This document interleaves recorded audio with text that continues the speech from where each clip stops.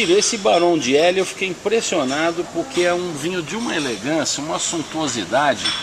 Me conta um pouquinho dele, como é que surgiu.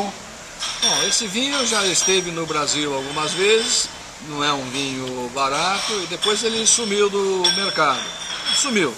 E esse produtor, ele não se dá, que tem um nome muito grande, ele não se dá muito com a imprensa, com a degustação, nota, então ele não cede garrafa, então a imprensa fala pouco dele, né?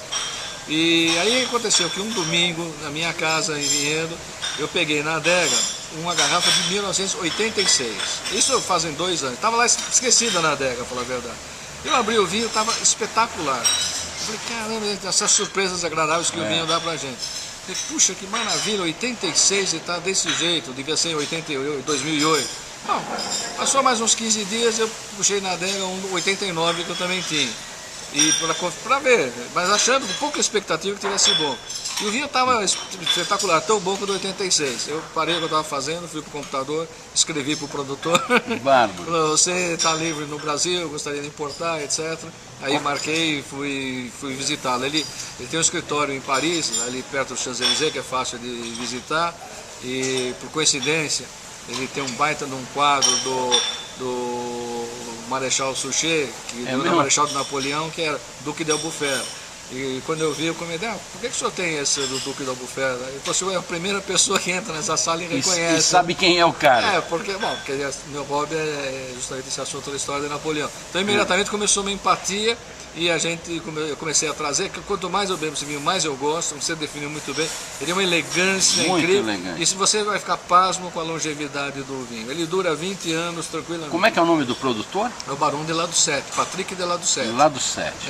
E agora, Ciro, eu vejo que essa coisa da temperatura do vinho, o Brasil, por essa cultura de cervejeira e esse calor que a gente tem, muitas vezes refrigeram errado o vinho, né? Você não quer falar um pouquinho disso? Olha, Dedu, eu acho que o maior problema... O vinho é muito bem tratado nos restaurantes brasileiros no geral. Copo bom, temperatura...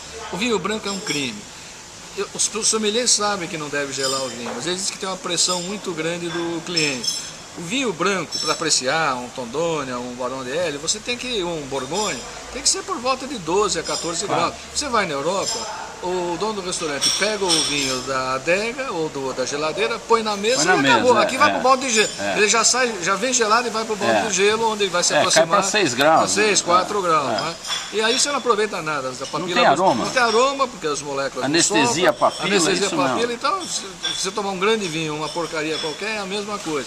É um crime contra o vinho. Aí tem gente que fala que não gosta de vinho branco. Mas pode ter certeza que é porque toma gelado. Não percebe todo o prazer que ele pode dar, né? Não percebe nada. Tem que tomar o vinho branco, a temperatura, ele é levemente refrescado.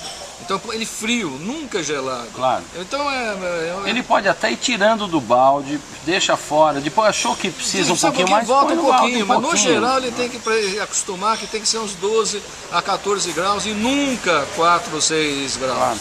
É que a cerveja diz que a gente gosta da cerveja estupidamente gelada. Mas gelar o vinho branco é uma estupidez. É isso mesmo. Obrigado, Ciro.